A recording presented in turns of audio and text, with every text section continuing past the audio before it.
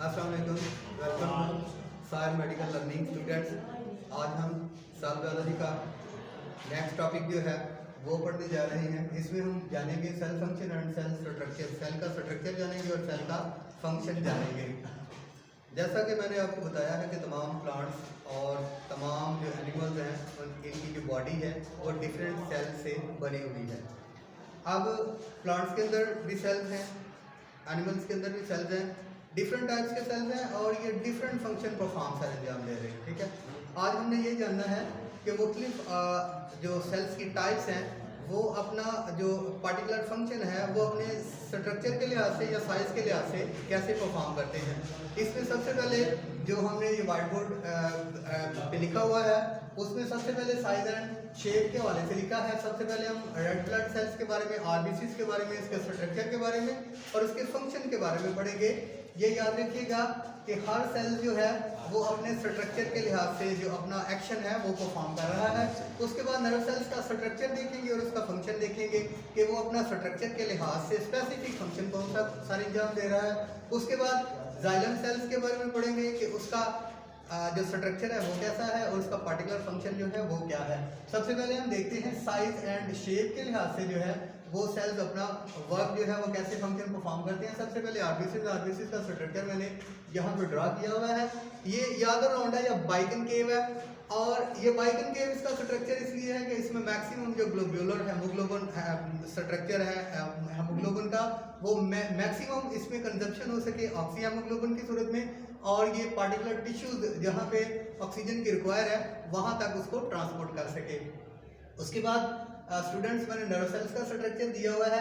Nerve cells का size और structure ये मैं आपको बता दूं कि जिस्म के अंदर सबसे जो लेंथी सेल्स है वो है नर्व सेल्स। ठीक है, नर्व सेल्स ने क्या करना होता है, नर्व सेल्स ने जो है वो इम्पल्सेस या स्टिमुलाई को जो है वो ब्रेन तक पहुंचाना होता है या इसने इफेक्टर्स तक जो है वो जो ब्रेन से इसको हदायत मिलती है वो पहुंचाने होते हैं, यानी ये नर्व इम्पल्सेस के ट्रांसमिशन करते हैं। सो इनका स्ट्रक्चर जो है ये सब जिस्म में सबसे लंबे सेल्स हैं। ठीक है, ताकि ये नर्व इम्पल्सेस को कंडक्ट करें और ये हमारे जो कोऑर्डिनेटर्स हैं वहाँ तक लेकर जाए और वहाँ से मोटर नर्व्स के जरिए जो इफेक्टर्स तक जो है वो डायरेक्शन लेकर आए। ठीक है, सो नर्व सेल्स का स्ट्रक्चर आपने देख लिया।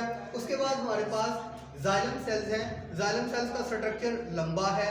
उसकी वजह क्या है कि जाइलम जो है एक तो ये प्रेजेंट है प्लांट के अंदर और इसने जड़ों से पानी और नमकियात को पत्तों तक लेकर आना है, यानी इसने कंडक्शन करनी है पानी की, वाटर की एंड सार्स की, इसलिए इनका स्ट्रक्चर जो है ये भी लंबाई के रुख हैं, ये भी लंबे सेल्स हैं। उसके बाद स्टूडेंट हम देखते हैं सरफेस एरिया के लिहाज से टू वॉल्यूम रेशो, इसके लिहाज से सेल के स्ट्रक्चर्स के बारे में देखते हैं। हम देखते हैं कि जो रूट है किसी भी प्लांट्स की उसमें बहुत ज़्यादा जो है ना वो रूट हेयर प्रेजेंट है।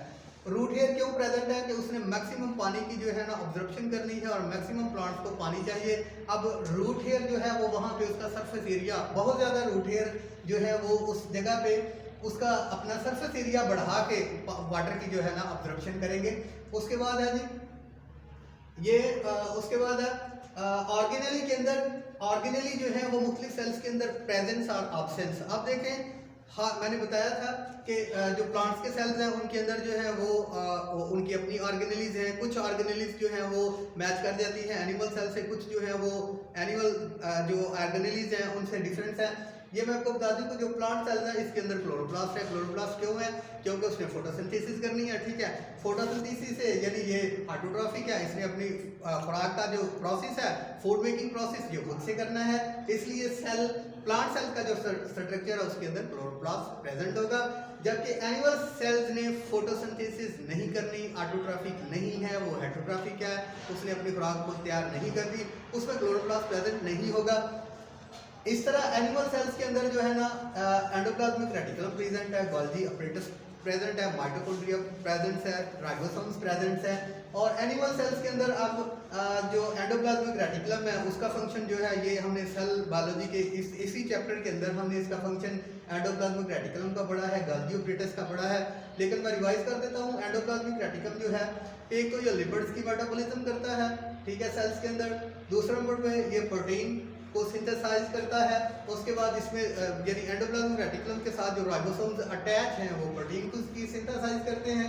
और उसके बाद ये कैल्शियम जो हमारा आयंस है उसकी ये स्टोरेज करता है। इसके साथ गोल्गी एपरेटस है, वो ट्रांसपोर्ट करता है मॉलिक्यूल्स की, प्रोटीन्स मॉलिक्यूल की, लिपिड्स मॉलिक्यूल की ट्रांसपोर्ट करता है। पहले उसको मॉडिफाई करता है, उसके बाद उसको वेसिकल में पैक करता है और उसके बाद उसकी ट्रांसपोर्टेशन करता है।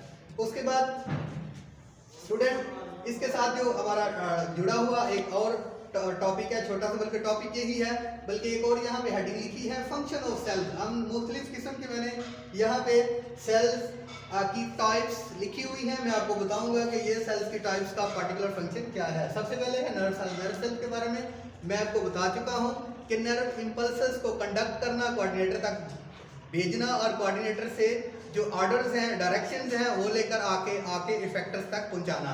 उसके अलावा उसके बाद मसल सेल्स हैं स्टूडेंट्स। बॉडी के अंदर मसल सेल्स का एक पर्टिकुलर फंक्शन है कंट्रैक्शन और रिलैक्सेशन, जिससे हम मूवमेंट करते हैं।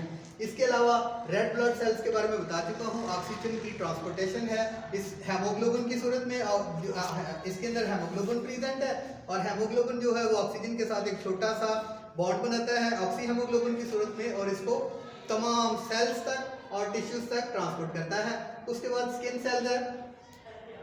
स्किन सेल्स जो है ये बैरूनी जितने भी खतरात हैं, एक तो ये प्रोटेक्टिव लेयर है, प्रोटेक्टिव बैरियर के तौर पे काम करती है। इसके अलावा इसके अंदर टच के, पेन के और इसके अलावा टेम्परेचर के जो है वो रिसेप्टर्स मौजूद हैं, ठीक है।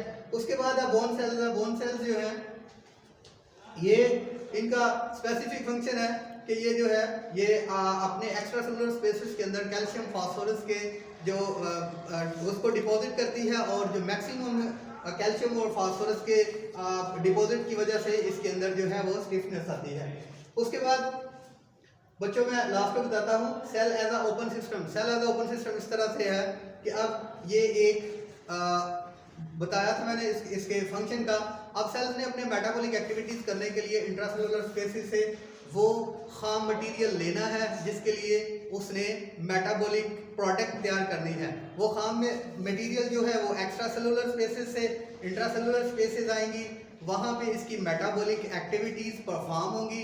मेटाबॉलिक एक्टिविटी करने के नतीजा में दो चीज़ें बनती हैं, एक तो प्रोडक्ट बनेगी और दूसरा जो है बाय प्रोडक्ट। अब जो प्रोडक्ट है वो सेल अपनी ज़रूरियात पूरी करने के अलावा दीगर सेल्स को भी ट्रांसपोर्ट कर देता है और जो बाई प्रोडक्ट है या तो वो अपने अंदर स्टोर कर लेता है या उसको एक्सट्रैक्ट कर देता है।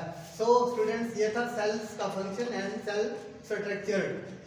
इसके अलावा हम जो नेक्स्ट वीडियो लोड करेंगे वो भी इंशाल्लाह फायर मेडिकल लर्निंग से आपको मिल जाएगी। बहुत शुक्रिया। अस्सलाम वालेकुम।